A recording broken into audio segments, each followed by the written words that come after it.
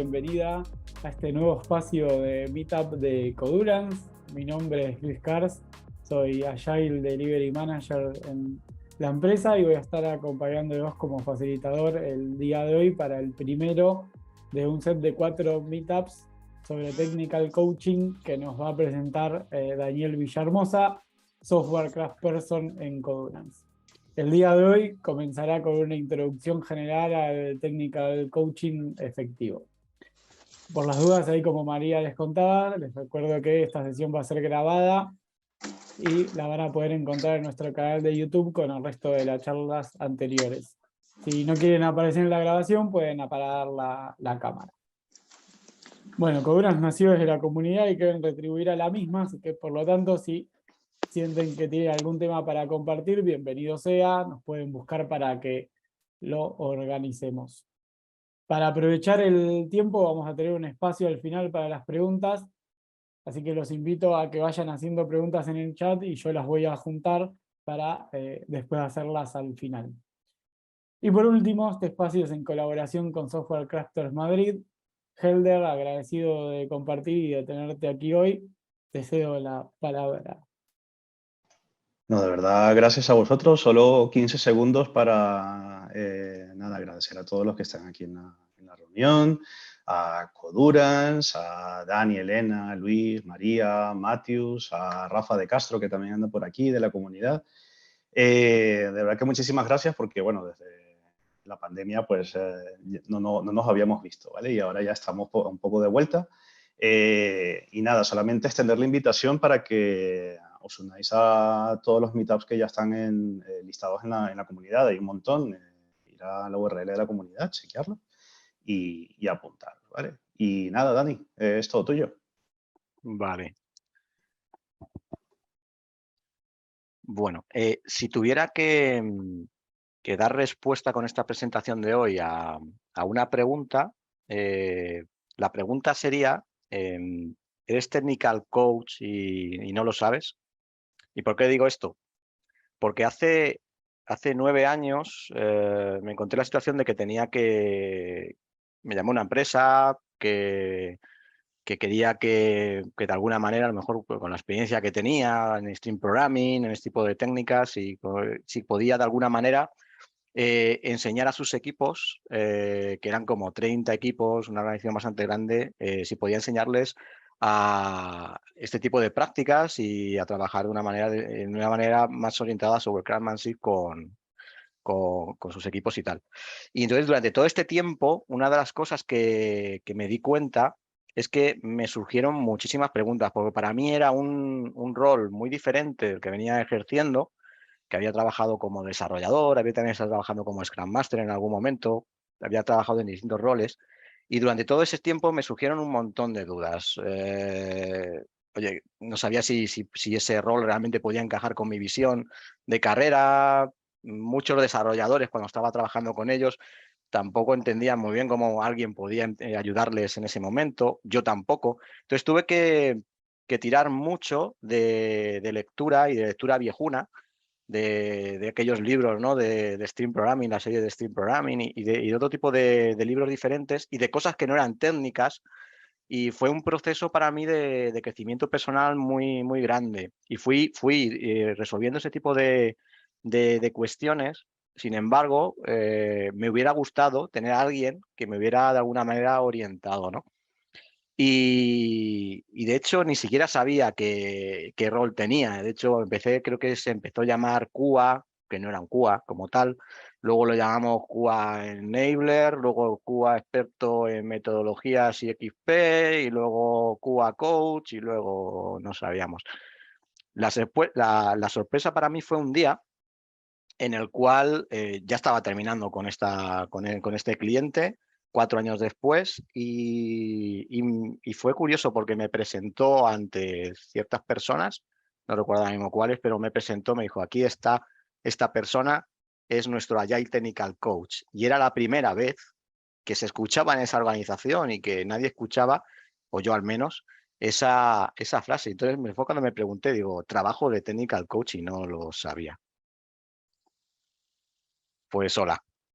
Soy Dani, como han dicho, Daniel Villahermosa. Soy una persona normal, un desarrollador. Llevo 20 años trabajando en desarrollo de software a nivel profesional. Desde los 90 haciendo videojuegos para los amiguetes y siempre he estado apasionado completamente de lo que es el desarrollo software. He trabajado en muchos roles diferentes y hoy en día pues, me encuentro trabajando en Codurance, que está muy ligado a todo el tema de software craftsmanship, de stream programming y pues eso a nuestros clientes, pues bueno, les ofrecemos un poco nuestro expertise en desarrollo software. Y sí es cierto que dentro de Codurance, pues con nuestros clientes, trabajando en modernización del software, en desarrollo, en consultoría, en capacitación, pues sí que surgen este tipo de proyectos en los que el cliente te llega y te dice, oye, ¿cómo podrías? Iba a decir coaching, no, entrenar. Cuando hablo de coach, para mí siempre es entrenador, como un entrenador deportivo, no como otra cosa. Entonces, ¿podrías entrenar a nuestros equipos o podríais entrenar a nuestros equipos para que trabajaran a un nivel de software craftsmanship y de prácticas, Steam Programming? Bueno, y surgen mucho este tipo de proyectos. Por eso, básicamente hoy, pues, simplemente me encuentro aquí para contaros un poco mi experiencia personal y también experiencia de otros compañeros dentro de Codurance y fuera de Codurance, porque con otras personas también está hablando, con Elder, por ejemplo, mismo que también ha trabajado en ese tipo de cosas. Entonces, mi idea es, bueno, el meeting de hoy, el meetup, es una introducción. Va a haber 3 meetups más entrando en detalle, con lo cual, pues si os gusta, pues que sepáis que hay va a haber uno cada mes. Creo que el último terminará en enero. Entonces, este que es introducción lo he dividido pues un poco en 3 partes. El problema que sufren algunas organizaciones, por un poco, porque al final el rol de technical coach surge para resolver algún tipo de problema y no es la única solución. Algunas posibles soluciones, pues por eso, porque no es la única solución. Y luego, bueno, conocer un poco el propósito, la competencia, el enfoque y algún ejemplo, ¿no? de lo que solemos hacer cuando trabajamos con equipos, con organizaciones o como personas. Esto lo vais a escuchar mucho, porque no solamente estamos orientados a un equipo, sino que también trabajamos one-to-one con personas y tenemos que tener en cuenta la organización. Los problemas de hoy vienen de las soluciones del ayer. Este es Peter Senge, escribió La Quinta Disciplina, es un libro bastante recomendable. Habla de pensamiento sistémico. Esto es algo que suelo utilizar bastante. Consiste básicamente en darte un paso para atrás, mirar tu equipo, mirarlo dentro de la organización y entender un poco qué está pasando en cuestión de relaciones y de ciertas cosas. Tiene 11 reglas y una de ellas, la primera, te dice que los problemas de hoy provienen de las soluciones del ayer. Yo no me levanto por la mañana, me voy a la daily con mi equipo y le digo, vamos a montar hoy una buena para dentro de 10 años que no pueda. No. Lo que suele pasar es que dentro de un contexto determinado, pues hay cosas que funcionaban y hoy en día pues no funcionan. Pues no sé quién recuerda el software en caja. Yo lo recuerdo del otro día que estuve en un supermercado, en Hipercore, y me encontré que estaba todavía el software en caja por ahí del antivirus. Esto era muy común en los 90 y a principios del 2000, encontrarte el software en caja. Y el problema no es que esté en una caja. El problema es los usuarios poco tenían que decir acerca de esto y fijaros en la release, lo que tardaban en sacar una release. Eran otros tiempos. Hoy en día esto es impensable. El mercado es muy agresivo y si tu producto quieres que tenga éxito, pues tiene que hacer cambios, ser capaz de hacer cambios de forma rápida, llegar rápido al mercado y además adaptarse. Por eso, pues empresas viejunas y no tan viejunas, pues lo que hacen es poner al mando a negocio, ¿no? De alguna manera poner al volante para que pueda pivotar en función de las necesidades del mercado. Y claro, y le ponemos un volante y un cochazo. Efectivamente, este es el problema. Ponemos a negocio, ponemos todo lo que hace falta, pero luego llevamos una carga tremenda de código legado, tecnologías legadas y de un montón de cosas relacionadas con el software. Evidentemente eso tiene inercia y todas esas empresas que están acostumbradas al software en caja o a esa filosofía o a esa mentalidad más tradicional que intentan cambiar su forma de adaptarse al mercado, pues evidentemente se encuentran con un montón de problemas que si no atacan no atacan directamente, pues no van a conseguir nada. Ejemplo, Jurassic Soft, típica conversación entre un CEO, podría ser un CTO, un Product Owner, podría ser un Project Manager. No logramos entregar rápido al mercado, el coste de mantenimiento nos impide avanzar y los periodos de testing son eternos y bueno, y podríamos seguir, ¿no? Pero hay que entregar. ¿Qué? No sé qué entregar, pero hay que entregar ya, en fecha. Bueno, hemos aplicado algún tipo de metodología, como pueda ser Scrum, eso es magia, eso funciona solo y he dado un discurso motivacional sobre el poder está en ti y este tipo de cosas y veo que la gente está súper animada, lo vamos a conseguir. Sí, efectivamente, está súper animada. Pérdida de talento. Al final, las empresas, yo creo que, es mi opinión, pero yo creo que a partir de 2000, finales de la primera década de 2000, se empiezan a dar cuenta de que realmente están perdiendo talento y que la gente quiere trabajar en otro tipo de entornos y que tienen que fijarse en ese tipo de cosas. Ese es el problema que intentamos resolver. Es un problema normalmente de transformación. La cura suele ser peor que la enfermedad. No es la única solución. Lo que sí que es conveniente que echemos un vistazo para las organizaciones de que cuando vayan a aplicar algún tipo de solución, de que tengan en cuenta que va a ser costoso, no va a ser gratis. Nos vamos a encontrar con muchas cosas, pues es evidente, con el rechazo al cambio. Ahora con el tema de la post-pandemia, pues también tenemos que cambiar la mentalidad. La forma de trabajo es totalmente distinta. Ejemplo, el peer programming. Yo puedo estar enseñando a equipos a hacer peer programming in situ y está muy bien, pero hacerlo a distancia, online, las herramientas adecuadas. Yo, por ejemplo, tengo muchos problemas de comunicación, sobre todo no escucho. No es que tenga ninguna enfermedad, soy yo que no escucho, no te voy a escuchar.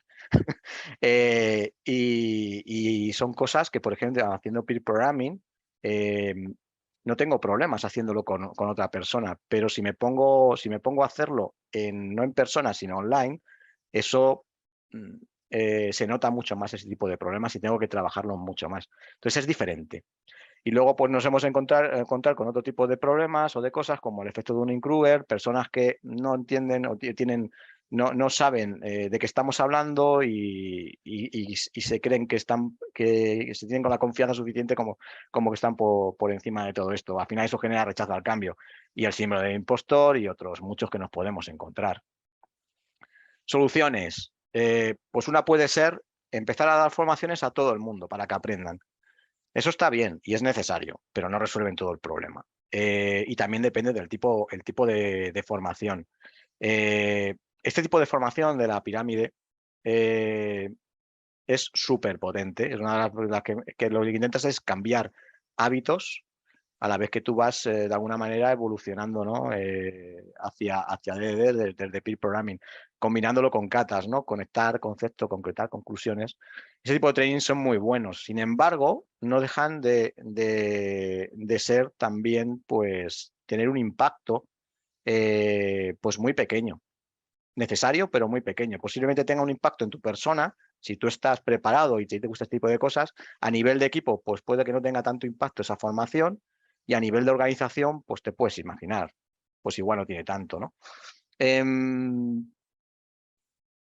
Podemos contratar a un montón de ninjas con superpoderes que sepan un montón de Sobercraftman, de TDD, de todo este tipo de cosas, y los metemos dentro de todos los equipos. Sí, es otra manera, posiblemente combinada con la anterior sea muy buena. El problema que se van a encontrar las organizaciones es que no son baratos este tipo de perfiles. Y ya no es que sean baratos a nivel sino al final, cuando un perfil está muy demandado dentro del mercado, pues si puede cambiar a donde quiera cambiar, pues también hay que jugar con otro tipo de motivación, con la motivación intrínseca. Este es el modelo de Daniel Pink, no sé si lo conocéis. A mí me gusta mucho, pero al fin resume muy bien realmente a alguien que tiene cubierta toda la parte de, vamos a decir, de dinero, se llama factores de higiene, ¿no? Se llaman. Pues lo que busca es, oye, maestría en su trabajo, autonomía y que además que lo que le estén ofreciendo que coincida con su propósito de vida, ¿no? Es un challenge para las empresas el contratar a este tipo de personas y que además que se mantengan allí y que quieran trabajar con ellos. Eso, vamos, ocurre en muchos sitios. Y luego está el technical coach, que tampoco resuelve todo el problema, que su foco es entrenar a equipos, entrenar a personas e intentar también enseñar a la organización a trabajar de una manera mejor. Y es un perfil que no tiene por qué ser un ninja, sí que es un trainer, normalmente es un trainer, o puede ejercer como trainer, pero tiene otro tipo de conocimientos diversos que no tienen por qué ser solamente de software craftsmanship, pueden ser de facilitación, de mentoring, soft skills, otros. Y no tiene por qué tener muchos, puede tener una combinación de ambos en distinto balance. ¿Problema que puede producir? Pues básicamente es un challenge también para la empresa, porque si tú estás entrenando a personas y esas personas cada vez son más demandadas en el mercado, pues puedes llegar a perderlas. Entonces también es un challenge parecido al anterior combinado. Este es un diagrama totalmente discutible. Esto lo he checado con algún compañero. Pero bueno, intento un poco resumir un poco lo que digo, ¿no? Si tuviéramos el eje X, impacto en personas, impacto en la organización y que en el centro sea, pues por el equipo o algo así, y a corto plazo y a largo plazo, pues fijaros, para mí el training se queda aquí, se queda un poco aquí. A corto plazo, impacto en personas, hay personas que les afectará más y dirá, oye, esto me gusta, voy a seguir tirando para adelante, y otras que digan, pues no me interesa del todo.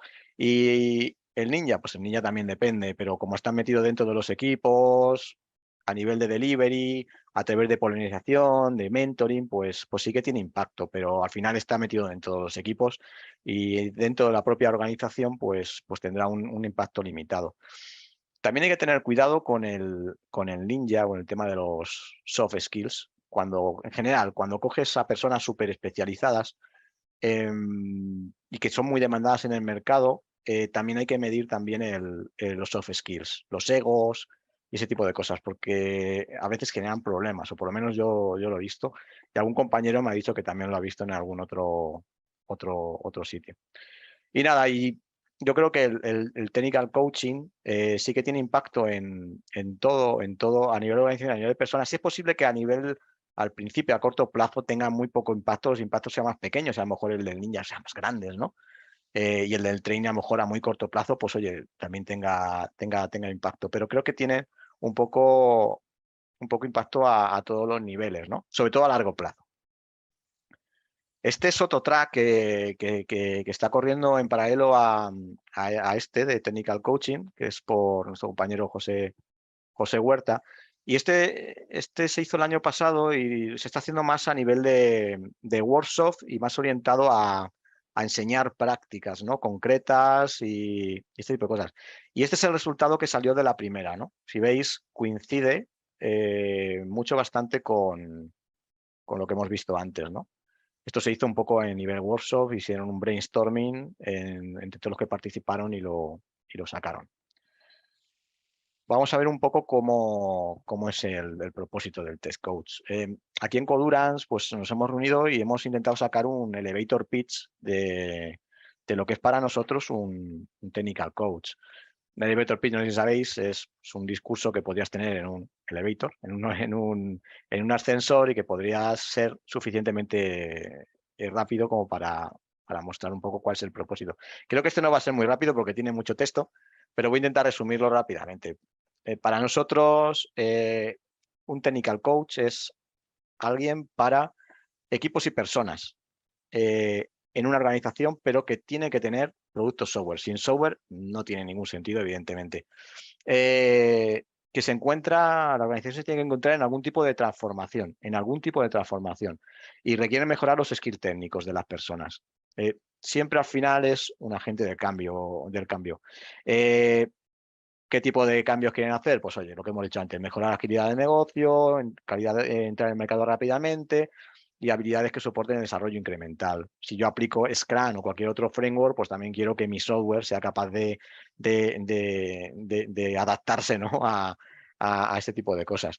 Es un agente de cambio no de cambio, sino del cambio, con profundos, con polivalentes conocimientos de software craftsmanship, prácticas XP y cultura de DevOps, Agile, etcétera. Pero también tiene otro tipo que son facilitación, mentoring, coaching y training, entre alguno otro más que puedas tener. Pero sobre todo estos son los que más con los que más solemos jugar. El propósito es mejorar las habilidades técnicas y los hábitos, la cultura, el comportamiento de las personas, lo que se quiere cambiar, y fomentar la profesionalidad dentro de los equipos y la organización. ¿Cómo? Pues de una manera adaptativa, progresiva, sobre todo alternando lo que llaman formaciones, training, formaciones con trabajo grupal, trabajo con el equipo directamente en su código, y buscamos el cambio sistémico, por eso lo del pensamiento sistémico del principio, y que sea sostenible, y sobre todo a nivel de personas, equipos y organización. Son los 3 niveles que además están todos interrelacionados. Y por poner algo contrapuesto, pues bueno, como otro tipo de enfoques de training, formaciones que no tienen en cuenta el contexto o la cultura organizacional.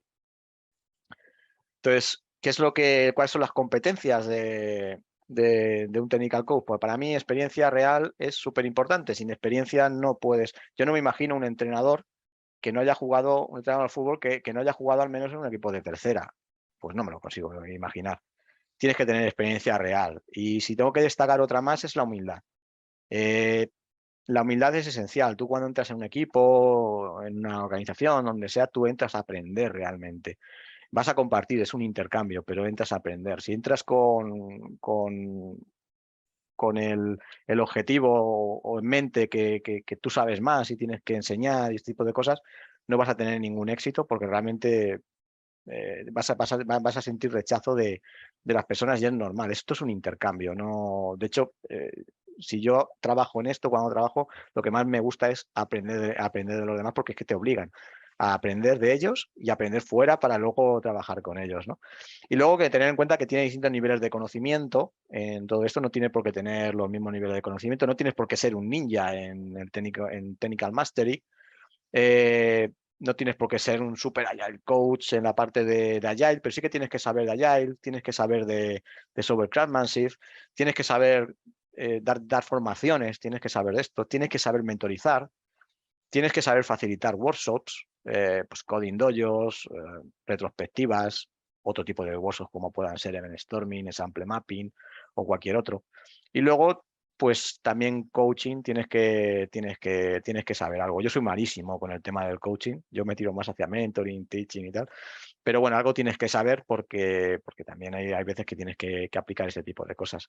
Y añado aquí 2 cosas más, que son observador y navigator, que esto me gusta decirlo porque tiene mucho que ver con la visión sistémica, es decir, dar un paso atrás y ver qué está ocurriendo en la organización o qué está ocurriendo en el equipo y observarlo sin juzgar y entender qué está pasando para sacar acciones y poder proponer acciones de mejora. Y cuando hablo de navigator, lo que quiere decir es que tú vas a cambiar en función del contexto, vas a cambiar dinámicamente entre enseñar, mentorizar, hacer coaching o facilitar. Hay algún ejemplo más adelante. Entonces, ¿cómo trabajamos? A mí me gusta mucho trabajar de esta manera, sobre todo en empresas que ya están en transformación, ¿no? Que son sobre todo en empresas grandes, que requieres cambiar mucho y pivotar mucho acerca de las acciones que estás haciendo. Los equipos están en delivery y a veces tienen entregas muy grandes y a lo mejor te va cambiando constantemente no el objetivo, pero sí que las acciones que estás haciendo. Tienes que adaptarte. Y este método básicamente consiste en establecer una hipótesis, tú observas a los equipos, dices, bueno, veo que tienen problemas con TDD o con Clean Code, porque está trabajando con ellos, ¿no? Haciendo pairing y tal. Yo creo, normalmente es un equipo el que nosotros como equipo pues creemos que aplicando una píldora de Clean Code, de TDD, creo que podemos conseguir en 3 meses pues que el equipo tenga este nivel y lo medimos con estas métricas. Por ejemplo, lo medimos con el SonarQube, la deuda técnica o lo que sea. Podemos hacerlo de cualquier manera. Este es bastante interesante. A mí me gusta mucho en este tipo de transformaciones. No hay nada, hay tantos enfoques como TestCode puede haber. Y yo tengo algunos, ya que he puesto algunos que yo conozco. Sentarse con el equipo e ir averiguando necesidades. Bueno, pues es el primero que hice. Como no sabía qué había que hacer, pues dije, pues me voy a sentar a ver en qué les puedo ayudar, ¿no? Aquí lo que os diría es usar métricas y objetivos, porque si no va a ser muy, muy, muy frustrante. necesitas saber y sobre todo ofrecer al equipo, darle conciencia al equipo de cómo está mejorando, cómo no está mejorando. Tú notas que está mejorando porque el día a día parece que me nota, pero si no mides, malo. Siempre es un proceso de aprendizaje y sobre todo hacer visible al equipo cuáles son sus mejoras y cuáles son sus fallos. La estrategia de aprendizaje con pirámide de catas, que lo he mostrado antes. El método Sadman, que también hay un libro que salió hace poco, bueno, salió hace mucho tiempo, pero realmente lo completó Emily Bates hace poco, relativamente poco. Estaba en Limpo. Y hay tantos enfoques como Tesco, como he dicho, no hay uno solo. De hecho, creo que alguno me estoy saltando. A mí me gusta mucho aplicar este y me gustaría aplicar este en algún momento, que es este, el de la pirámide de catas. Este es muy interesante. A mí como training me parece súper potente. A nivel de trabajar directamente con los equipos, siguiendo un poco esta estructura, sí que me parece un poquito rígido. Y bueno, no sé si luego alguien que lo haya practicado pues me puede decir. Pero yo supongo que este tipo de métodos es cuando trabajas a lo mejor con varios equipos a la vez, y porque seguramente que llegue un momento que vas avanzando con los equipos y tengan un delivery y digan que hasta aquí, que tienen que entregar, eso es seguro. Pero bueno, luego si queréis, si alguno tiene experiencia con algo de esto, pues lo podemos comentar. Si echamos un paso para atrás, pues como vemos, hacemos zoom out. El Tech Coach trabaja a nivel de equipo, sobre todo haciendo training y trabajo grupal, trabajo con su propio código, en mob programming, en peer programming con el equipo, y a nivel individual con one-to-ones, con landing pad, con lo que puedas, y a nivel de organización también.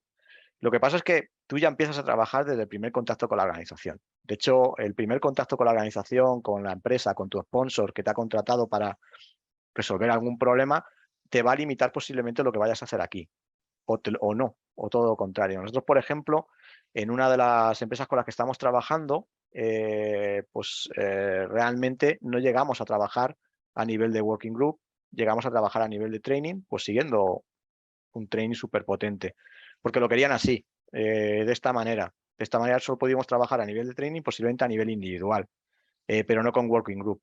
En otras empresas también que estamos trabajando, pues sí que trabajamos, pero más a nivel de team level, individual level, pero intentamos de alguna manera ir hacia el nivel de organización. Estamos dentro de un producto, en este caso estamos aplicando BDD, que es lo que querían, y estamos con ellos, pero estamos a nivel de un producto con muchos equipos. Sin embargo, muchos de los problemas vienen de más allá del propio producto. Entonces, nosotros intentamos ir hacia allí también. Y en otras ocasiones, pues trabajamos un poco a nivel de organización y empezamos a meter entre los equipos. Depende del contexto y depende de cómo entres. Un ejemplo muy concreto. Y además tiene que ver con el de BDD que acabo de comentar. Nos llama un sponsor, nos dice, mira, nos gustaría que empezar a trabajar con BDD, es un producto con 6 equipos, tenemos esta serie de problemas, esta serie de cosas, ¿qué podemos hacer? Bueno, pues vamos a observar y a lanzar una hipótesis. Empezamos a trabajar con los equipos, empezamos a observar y entendemos un poco qué es lo que está pasando. Básicamente nos metemos dentro de todos los eventos y empezamos a hablar con los equipos, tener algún one-to-one y tal. Y lanzamos una hipótesis y decimos, mira, como lo hemos visto, después de hacer un training, también que hicimos un training de BDD, creemos que, esa es nuestra hipótesis, ¿no? Que trabajando con 2 equipos de los 6 equipos, es decir, centrándonos en 2 equipos solamente, si somos 2 coaches, si trabajamos con esos equipos a nivel de BDD y viniéndonos a los equipos y tal, creemos que podemos conseguir en 2 meses o en 3 meses, creo que fue, 3 meses podemos conseguir un nivel de adopción de comprensión dentro de BDD, porque hay un modelo de madurez y tenemos unas métricas. Vale, pues venga, nos metemos dentro de los equipos, empezamos a trabajar haciendo pairing para ver un poco cómo van, para observar, para trabajar con ellos. Y bueno, y pasa el tiempo y vemos que en una de las dailies resulta que alguien dice, oye, hay que hacer un test de performance porque nos están pidiendo y tal, vamos a hacerlo con BDD, vamos a hacerlo con BDD. Entonces paramos, cambiamos la gorra y les explicamos. Con un test de performance debería hacerse posiblemente con Fitness Functions. Se puede discutir a nivel de DDD en la parte de Discovery, pero también se puede hacer a nivel de BDD, nada te lo prohíbe, de hecho algunos libros te lo dicen, si os fijáis estamos haciendo de trainer ahí, pero bajo nuestra experiencia, ahí estamos haciendo mentoring, pensamos que no es bueno meter test de performance dentro con el mismo set de pruebas que el de BDD, porque son test de aceptación mezclados con test de performance que seguramente requieran pues, un environment distinto, son test más frágiles, etc. Entonces, lo que hacemos es dar un paso hacia atrás y preguntarnos como equipo de coach, ¿esto está pasando en más sitios? Sí, efectivamente, está pasando en más sitios. ¿Qué podemos hacer? Vamos a hacer un training, cambiamos la gorra otra vez a trainer y vamos a hacer un training con los equipos para que entiendan lo que son fitness function, para hacerles ver lo que es y para que ellos mismos vean si les vale o no les vale. No hay que ser dogmáticos en estas cosas. Sabemos que fitness function era la solución, pero ellos tienen que llegar a verlo y llegar a verle valor. Entonces, bueno, eran 6 equipos, pues fuimos uno detrás de otro contando pues una sesión de 1 hora, hora y media, con también una cata final y una serie de cosas. También hicimos pairing con algunos QAs que tenían algunas dudas sobre JMeter que queríamos utilizar con la Fitness Function. Y bueno, y acabamos ahí. Hoy en día está usando lo de la Fitness Function, han empezado. También, según estamos ahí viendo, en los equipos, pues nos damos cuenta de que las historias de usuario, pues no son historias de usuario, son tareas. Es muy difícil aplicar BDD y también para ellos, para el desarrollo incremental, era problemático. Con lo cual decimos, oye, ¿por qué no aplicamos una técnica de descubrimiento que pueda ser en sample mapping? Como fijáis, cambiamos la gorra a facilitador, ya no es algo ni siquiera de técnico, es algo más de descubrimiento y enseñamos a los product owners y a los Scrum Master y a los equipos a hacer este tipo de cosas y vemos un poco a ver cómo hoy en día lo están haciendo de esta manera y les gusta. Pasa un tiempo, verificamos la hipótesis que teníamos inicial y decimos, pues parece que ha mejorado, pero nos hemos dado cuenta, haciendo pairing con los equipos, de que tienen problemas con la parte de Clean Code. Pues creo que hay que dar algunas píldoras sobre TDD y sobre Clean Code, posiblemente, y Code Smells. Y volvemos a continuar de nuevo. Es un ciclo continuo con el que estamos trabajando. Cosas que vemos a nivel de organización, por comentar algunas cosas, pues bueno, el learning hours, cosas que podemos hacer, ¿no? Nos estamos una hora a la semana o 1 hora todos los días, depende de la organización, donde saben que estamos disponibles con el ordenador para poder hacer catas o para poder resolver cualquier problema. También lo he hecho en formato de Link Coffee, más orientado a que venga cualquier persona a preguntarnos sobre cualquier duda que pueda tener acerca de lo que estamos haciendo. Crear comunidades prácticas, lanzarlas dentro de las comunidades prácticas Coding Dojo. A veces hemos hecho Coding Dojo sin hacer comunidad de prácticas, con el objetivo de ir captando gente para luego generar una comunidad de prácticas. También en los 2 sitios pues, hemos utilizado pues, modelo de madurez. En este DBD estábamos utilizando uno, pero también tienes uno que es el de Continuous Delivery Model. A mí me gusta mucho gamificarlos porque son un rollo. O sea, al final no deja de ser un checklist donde cumplo o no cumplo, cumplo o no cumplo, pero si lo gamificas, es decir, por ejemplo, le pones medallitas, imagínate que esto es corredores, esto lo dicen, o cinturones de karate, también pueden ser, también lo he visto en otros sitios. Y das premios y tal, y juegas un poco con esto, pues suele ser bastante divertido y la gente pues aprende un montón. ¿Qué voy a decir del training? Pues todo lo que os podéis imaginar. He puesto aquí 4 libros, pero podría haber puesto 200.000, ¿no? Del tipo de training. Este es un training, para mí, como os he dicho antes, el más completo. Y además este hemos dado, yo creo que en 2 empresas. No sé si alguna más. Cosas que hacemos con los equipos, pues pre-programming, acudir a eventos, reforzar mensajes dentro de esos eventos, en la daily, en donde sea, pues, oye, tener en cuenta esto, hacer un poco de pepito grillo, ¿no? Respecto a ese tipo de técnicas, mentoring, coaching, y hacer mob programming o simplemente juntarse un montón de gente delante de una pantalla y sin hacer mob programming, que es como normalmente solemos empezar. Y luego, bueno, facilitar todo tipo de workshops, ¿no? Relacionados con todo esto, incluso hasta retrospectivas también podemos llegar a hacerlo. Y a nivel personal, pues nada, yo conozco nada más que estas 2. El Learning Path y Mentoring tú tienes un mentor y tienes un Learning Path con un montón de cosas que tienes que ir cubriendo. Normalmente algunas las cubre y otras no, y la idea es que tú vayas creciendo. Esto lo tenemos en Codurance, es como lo hacemos en Codurance. directamente. Y, por ejemplo, el Growth Model tiene que ver más con técnicas de coaching.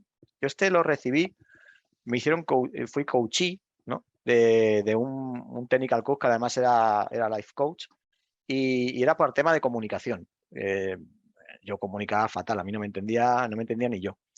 Y sobre todo cuando trabajaba haciendo peer programming me generaba muchos problemas. Y el technical coach me ayudó a trabajar este tema de comunicación. Básicamente aquí lo que haces es tener sesiones con tu coach y lo que haces es tú mismo estableces cuáles son los objetivos que quieres solucionar, usa diversas técnicas para hacerte toma de conciencia de la realidad. Yo me acuerdo de este hombre con los clips de Famóvil, ahora son de Playmobil, ¿no? De Playmobil de sus niños, montándome ahí una historia que la verdad es que estuvo bien y me ayudó muchísimo. Yo esto no lo he practicado nunca como coach, sí que lo he mezclado porque me gusta mucho el tipo de sesiones con esto y lo he mezclado un poco y sí que suele estar bastante bien. No suelo usar coaching, suelo usar mentoring y alguna vez he intentado hacer algo de coaching, amigos, soy muy malo como coach y porque a lo mejor la otra persona pues sabe muchísimo más que tú o poco mentoring le puedes hacer, entonces tienes que utilizar ese tipo de técnicas. Lo de Suhari es simplemente un modelo de aprendizaje usado en las artes marciales. El Su obedece las reglas cuando empiezas, el Ja rompe las reglas y ya cuando ya trasciende las reglas es cuando se supone que tienes esa experiencia. Teniendo eso en la cabeza, y todo eso es como suelo yo trabajar a nivel individual. Y bueno, por terminar un poco con las preguntas que a mí me surgieron en ese primer empleo de Tech Coach, que no sabía que era Tech Coach, pues bueno, aquí he intentado contestarlas pues como creo que me hubiera gustado que me lo hubieran contado, ¿no? Todavía de destacar que trabajas como técnico y no lo sabes, bueno, pues creo que con esto ya lo sabrías si estás haciendo este trabajo, ¿no? Que eso le pasa a mucha gente. ¿Cree que esto lo podría encajar en tu visión de carrera? Pues sobre todo, pues fíjate que es un agente del cambio y sobre todo yo destacaría la humildad y la experiencia. Es lo más importante, todo lo demás se aprende, la experiencia también se aprende, pero trabajando en equipos. Y la humildad también se acaba aprendiendo, aunque sea a base de palos muchas veces, ¿no? ¿Y cómo puede ayudarte un test coach? Bueno, pues con Learning Path, coaching, pairing, haciendo pairing contigo, dándote feedback continuo. Y bueno, si hay algún sponsor y tal y dice, oye, necesito un test coach en mi organización, pues que sepas que no es una bala de plata y que va a tener impacto en personas, en equipos y en organización. Y nada, no buscamos crear ninjas, sino realmente buenos programadores con grandes hábitos, como decía Ken Beck. Y nada, os dejo aquí algunos libros, estos son pocos conocidos, sobre todo este es poco conocido, el resto creo que son un poquito más conocidos, os los dejo aquí. Y yo con esto pues termino la charla, espero haber dejado tiempo para poder hablar. Genial, muchas gracias, Dani. Bueno, hay Nada, algunas preguntas que tenemos anotadas para hacerte. Voy con la primera. a ver si puedo contestarlas. Dale. Isidro López nos pregunta qué métricas o goals concretas soléis usar. Pues depende del contexto en el que estés. Por ejemplo, mira, en algunos equipos he utilizado una métrica que llamé Clean Code Index, basado en Sonar y en las categorizaciones que tiene Sonar, pues de alguna manera discernías un poco qué era para ti Clean Code. Lo mezclabas también con algunas revisiones de código también, porque si no era todo como muy artificial. Y entonces, en base a eso, a esas métricas que llamábamos las métricas LAGAR, que te decían de alguna manera que iba bien o iba mal, también teníamos otras métricas más orientadas al valor, queremos el coste de mantenimiento, el time to market y este tipo de cosas. Y luego lo que hacíamos era trabajar con los equipos y viendo cómo avanzaba. En otro caso, por ejemplo, en BDD, un equipo, el producto este que nos estamos trabajando, lo que tenemos es, claro, el interés aquí es BDD, ¿no? Entonces lo que tenemos es un modelo de madurez, en este caso, que es de estos chicos de BDD in Action, y lo adaptamos, lo que hacemos es medir con el Jira ciertas cosas y tal, y tenemos un checklist y lo que medimos un poco en el estado en el que están los equipos. Y luego aparte tenemos la cobertura, no cobertura de código, sino cobertura de historias de usuario cómo cubren el BDD. Creo que se llama BDD Penetration, no recuerdo ahora mismo el nombre, le pusimos otro distinto. Pues llamamos cobertura directamente. Pero creo que se llama BDD Penetration, la cantidad de historias de usuario que tienen, que tienen escenarios de BDD. Y luego también estamos midiendo el número de historias de usuario, aunque esa métrica no me gusta mucho, pero me gustaría mirar el throughput o otro tipo de típicas métricas que aparecen en Kanban. Y como te digo, depende. Y, por ejemplo, en una organización, en la primera organización en la que estuve trabajando, mis métricas eran un poco, ¿cómo se llaman? Métricas de la vanidad. Ahí pequé un poco. Y lo que tenía era un modelo de madurez, de continuous delivery, pero eran todos checks. ¿Cumples o no cumples? ¿Cumples o no cumples? Ahí nos olvidamos de medir realmente pues el Clean Code Index o el Sonar o lo que tú quieras medir, cosas más objetivas. Pero como te digo, hay muchísimas cosas que pueden medir y todo depende del contexto y lo que tú quieras hacer. No sé si he contestado suficiente. Perfecto, gracias. Ahí Isidro avisarnos si contestó. Perfecto. Vamos con la que sigue. Antonio León pregunta: ¿en qué os basáis para priorizar en qué aspectos mejorar? Vale, aspectos a mejorar. Pues depende. Normalmente tú lo que haces es que tienes un sponsor, una persona que te ha contratado o alguien que te han puesto dentro de la organización como product owner. Voy a llamar product owner, por decirlo de alguna manera.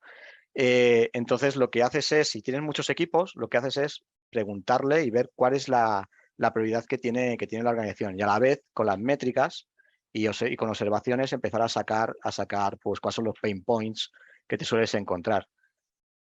Y al final lo que tienes es normalmente un backlog de equipos. Si tienes varios equipos, si trabajas con un solo equipo, evidentemente no. Pero si tienes varios equipos, pues tienes un funnel y vas un poco priorizando. No sé si ahí te he contestado. Sí, por ejemplo, comentaba, bueno, que a veces pues la formación se orienta pues a BDD o a Clean Code, etcétera. Entonces, es la propia empresa la que te dice: oye, queremos que nos formes en esto, porque ellos ya de por sí saben que eso es lo que necesitan, o eres No, tú quien prioriza y dice no. al observar. Normalmente no. Normalmente lo que ocurre es, ellos te piden algo, que tienen un problema y te piden algo. Entonces tú entras y empiezas a investigar un poco. Investigar me refiero a estar dentro de los equipos, ver lo que pasa, tal, y dar un paso atrás para ver cuál es el problema. Entonces tú le haces proposiciones. A veces tienes, en algunos entornos te dejan más maniobrabilidad, entonces tú puedes empezar a tratar esas opciones tal, y otras veces tienes que consensuarlo con tu sponsor, porque al final lo que buscas es darle el máximo valor y hacerle tomar conciencia realmente de cuáles son sus problemas. A veces te vas a encontrar con que tú le enseñas esas observaciones y proposiciones de mejora y no las quieren. Y no las quieren. Ahí está el tema en cómo tú le demuestras, si tú crees que eso es importante, cómo le demuestras que eso está teniendo impacto y no está teniendo impacto. Por eso es tan importante las métricas y también el ver todo esto. Pero esto te va a pasar. Al final el sponsor es una persona más que trabaja contigo y es la que va un poco viendo, es el que pone la pasta para todo esto. Entonces, funciona un poco así, pero como te digo, también puedes pertenecer a un equipo de transformación donde tienes vía libre para hacer cosas. Eso también te puede ocurrir. A mí eso me ha ocurrido en algún punto, pero depende de cómo sea. Como decía, cuando entres en la organización, al principio, te va a condicionar cómo vas a trabajar en el resto de la organización durante el tiempo que estés. Gracias. Vale. Perfecto, gracias. Seguimos. Antonio también nos pregunta qué es el Extreme Learning. Stream Learning.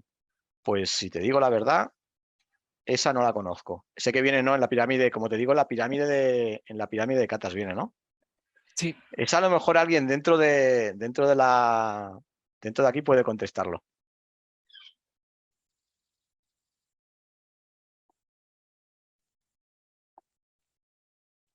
Pues Bueno, parece que no. seguimos Parece que no. con la próxima. Yo esa no la conozco. Perfecto. Bueno, Isidro nos pregunta: ¿Cuánto tiempo dedicáis a la observación, aterrizaje inicial antes de lanzar una hipótesis y aterrizarlo en acciones? Aunque entiendo que después será un continuo. Pues yo te diría, como, no soy gallego, pero te diría, depende, ¿no? Pero, por ejemplo, te diría, en el último sitio donde he estado, pues en lanzar una observación, una hipótesis, tardé un mes, porque básicamente me forzaron, pero no tenía suficiente información. A medida que ha pasado el tiempo, tengo más información y bueno, he ido ratificando bueno, que la observación que hice al principio pues era así. Tienes que lanzar algo cuanto antes. Tienes que buscar una manera de coger información y empezar a lanzar hipótesis. En otros sitios lo que he hecho es entrar directamente en equipos, hacer un discovery con el equipo. O sea, entras en un equipo con el sponsor de la mano, ¿no? Y tal. Y entras en el equipo y usas 1 o 2 horas para hacer un discovery, para ver dónde están todos los pain points con el equipo de lo que está pasando. También haces revisión de código con ellos y tal. Y entonces lanzas una hipótesis y empiezas a trabajar sobre eso. Y a medida que vas trabajando con ellos, te das cuenta que, oye, pues no era así o es así o aprendes más cosas. Pero deberías lanzarlo cuanto antes, pero tampoco de forma precipitada, porque entonces serías un technical code random, ¿no? Pasa esto, tienes que tomarte tu tiempo y yo te voy a dar un número, pero es que no hay números. Te diría, si tardas más de un mes en dar una forma de trabajo, iba a decir planning, no es un planning, pero queremos hacer esto, pues vas a tener posiblemente problemas de confianza con tu sponsor, probablemente. Perfecto, gracias Isidro, avisanos si contestamos. Sí.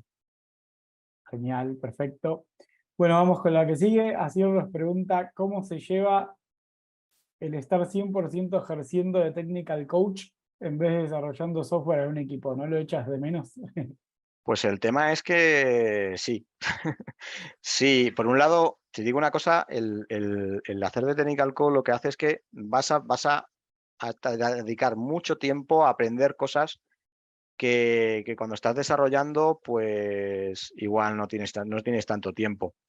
Pero sí que tienes que hacer un doble esfuerzo. Tienes que mantenerte al día por un lado y por otro lado estar estudiando. Es muy sacrificado. Es muy sacrificado.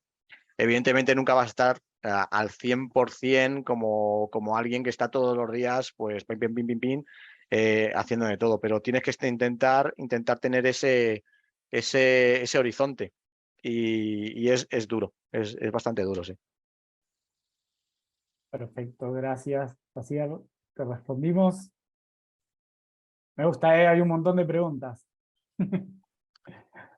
Genial, vale. Bueno, vamos con la que sigue. Marielena pregunta, ¿qué puedes recomendarnos para equipos que necesitan trasladar el conocimiento adquirido Baby Boom a una nueva generación millennials? Pues Baby Boom a una Millennials. Pues no te sabría decir, qué diferencia hay. Si me la puedes preguntar con contexto. O sea, yo es que Millennials, Baby Boom, al final todos somos personas y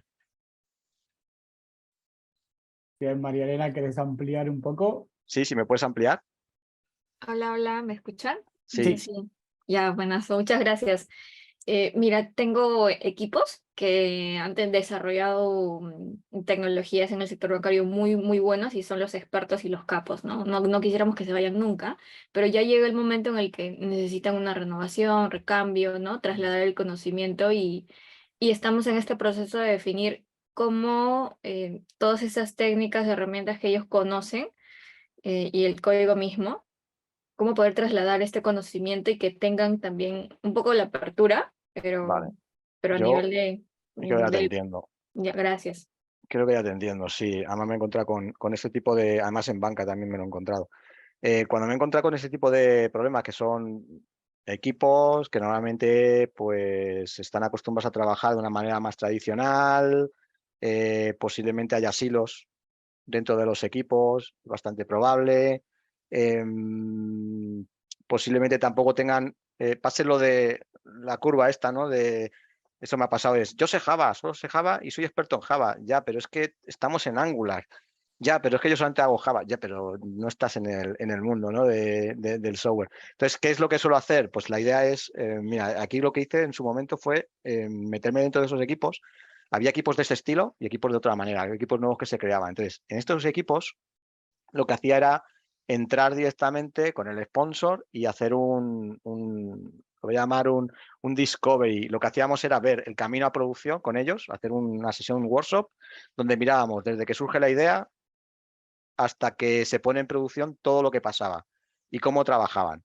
Y luego también veíamos cosas como el tema de los skills, una matriz de skills. ¿Qué es lo que necesitas para conseguir entregar? Y las personas, y qué estás cubriendo y qué no estás cubriendo. Y ahí se ve visualmente, se suelen ver los silos. Y veíamos también, por ejemplo, en los repositorios Git cómo estaban formados. Veíamos una serie de cosas, incluso la pirámide de testing, la estrategia de testing. Teníamos una sesión de 2-3 horas donde se trabajaba con ellos y sobre todo en el camino a producción, que básicamente es ir viendo qué es lo que va pasando, ¿no? Qué es lo que hacen normalmente. Ahí es donde se ve todo. Y se ve la cantidad de problemas que se generan por la falta de skills, por ese tipo de cosas. Entonces, con esa información sacada por ellos mismos, lo que haces es normalmente, lo que hice yo en su momento fue presentarlo con ellos, ¿no? Oye, tenemos estos problemas y pensamos que trabajando, por ejemplo, ahí en ese caso era dar formación a nivel de clean code, a nivel de TDD, píldoras esporádicas, pero también el fomentar el peer programming para que entre ellos también pudieran empezar a trabajar más en equipo y hacer una polinización, ¿no?, del conocimiento. Porque en el caso yo que vi en su momento, los casos que vi, pues unos eran de front, otros eran de back, otros eran solo de Java y no tengan más que Java, cosas así, ¿no? Entonces, esa es la manera que he visto de ir haciéndolo. No sé si te he contestado. Sí, Daniel, muchas gracias. Muy bien, gracias Dani. Bueno, queda poco tiempo y 3 preguntas. Voy con la que sigue. Paco, las preguntas si usáis Gherkin para hacer BDD. Sí. En el caso de este proyecto, sí, se usa Gherkin, se usa Cucumber y se usa Gherkin. Supongo que lo dices porque se puede hacer BDD de otras maneras, incluso con Fitness o con cualquier otro tipo de herramienta o sin ninguna herramienta. Usamos Gherkin y estamos usando para el Discovery ahora mismo una técnica es Sample Mapping, que es la que he sacado ahí. Estamos empezando a utilizar técnica de los 3 amigos para temas sobre todo de formulación. Formulación es escribir el Gherkin, los refinamientos.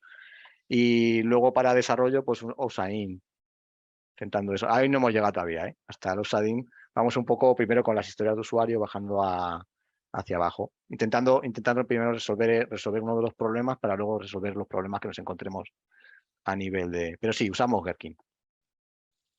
Perfecto, gracias. Paco, quedó respondida. Escribinos o avisarnos. De mientras Sí, sigo muchas con gracias. Sí, Bárbaro. gracias. Gracias a vos por la pregunta. Bueno, vamos con la que sigue. Julio, ¿la pirámide de catas es algo que habéis desarrollado en Codurance o la habéis obtenido de algún libro paper? Bueno, yo llevo poco tiempo en Codurance, pero os digo que esta pirámide se ha desarrollado en Codurance. Por lo menos nuestra Academy está basado en todo esto, la forma que nosotros tenemos de aprender y de todo esto. Yo, si digo la verdad, la primera vez que la vi fue en Codurance, no la conocía. Sé que otra gente sí que la conoce de otros eventos y sí, la hemos desarrollado en Codurance en su momento. Por lo menos es como trabajamos nosotros. Perfecto, gracias, Dani. Ahí en el chat nos están contando que Pedro Moreira creo que la inició. Santo. Sí, estaba trabajando en Codurance, Pedro. Genial. Bueno, última que tengo anotada. Diego, ¿cómo mides si todo el equipo entendió la cata y la vuelves a plantear en caso de que no hayan cumplido el objetivo de la misma? Bueno, ¿cuál es el objetivo de la misma? El objetivo de una cata suele ser el aprendizaje. No hace falta ni llegar a acabarla. Esa es una de las cosas que me encuentro muchas veces en las catas. Estás trabajando con un montón de gente, ¿no? Bueno, trabajando, estás haciendo una cata tal, y te encuentras a mucha gente que está intentando resolverla, pero se está olvidando de las prácticas y tal. Bueno, pues cada uno tiene un objetivo distinto, pero no hay que medir nada. Al final lo que tú quieres es, cuando tú coges una kata, lo que intentas hacer es aplicar lo que quieras hacer. Pues aquí querer aplicar patrones, empezar a aplicar principios solid, no sé, lo que tú quieras, quieres aplicarlo y empezar a trabajar esa kata para automatizar ese sujari que hablaba, ¿no? El de tú repite hasta que tú puedas romper.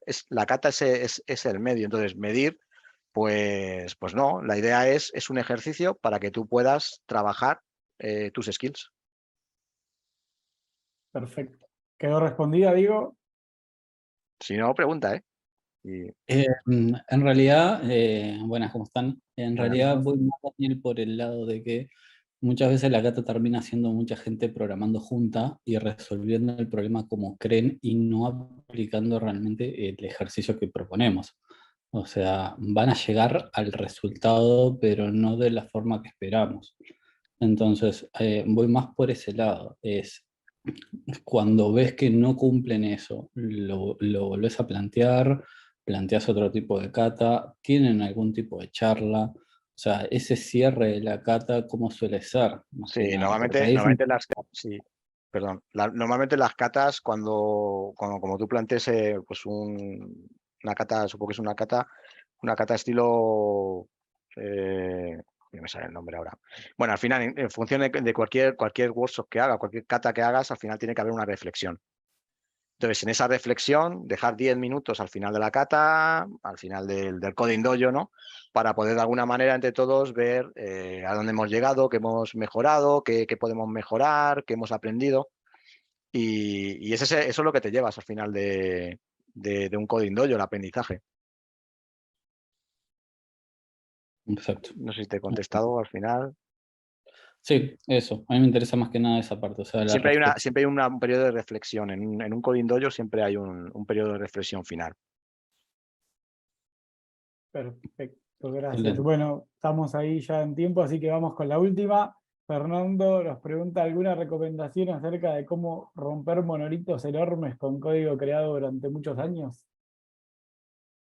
Poco a poco. Poco a poco. Pues ahí, monolitos gigantes creados a lo largo de muchísimos años. Pues eso es trabajo con código legado. Lo que debes hacer es, de alguna manera, sobre todo lo nuevo, empezar a hacerlo, pues te dicen, hacerlo con servicios o microservicios, podrías hacerlo, ¿no? Pero hacerlo de una manera diferente, podrías utilizar microservicios o servicios, todo lo que sea nuevo y empezar a refactorizar todo aquel cambio que quieras hacer. Por ejemplo, tengo el monolito y tengo una parte que quiero cambiar, pues no te pongas a cambiarlo porque sí. Que podría ser un escenario, ¿eh? Podría llegarte un sponsor o lo que sea, decir, yo quiero pagar porque tú me lo refactorices. Eso podría ser, pero normalmente se hace de forma progresiva. Si tú vas a hacer un cambio en algo, pues ya empieza a hacerlo a través de código legado. Haces test de caracterización, empiezas a trabajar con ello y luego lo extraes. Lo puedes llegar a extraer en servicios o como depende de la arquitectura que tengas. También puede ser de que, pues eso pasa también, de que digan, tengo un monolito gigante, quiero refactorizarlo. Eso al final tiene un coste. Pero bueno, si quieres hacerlo de esta manera, que algunos sponsors quieren hacerlo de esta manera porque quieren hacerlo de esta manera, pues prioriza en función de cuáles son los módulos, llámalo lo que sea, que tienen mayor impacto y vas a tener mayor impacto. Los que te generan más bugs normalmente. Entonces son los que tienes que refactorizar. Pero bueno, normalmente yo creo que lo que tienes que hacer es todo lo que hagas, lo puedes hacer de forma paralela, hacerlo bien y conectarlo mediante algún tipo de patrón y luego poder empezar a sacar pues pequeños servicios, si es una arquitectura orientada a microservicios, si es otra pues habría que verlo, ¿no? En función de los cambios que vayas haciendo. Pero hay que tener mucho cuidado con los monolitos porque el concepto de monolito no quiere decir que sea algo malo. Hay cosas que son monolitos y están perfectamente hechas con DDD, con test unitarios, con todo. El problema está en la escalabilidad, posiblemente. Perfecto. Y ahí ya están escribiendo en el chat. Fernando, ¿contestamos la pregunta? Sí, muchas gracias, ¿Qué pasa, Daniel. Fernando? Gran fan. Hola. Bueno, ya estamos en tiempo. Muchas gracias.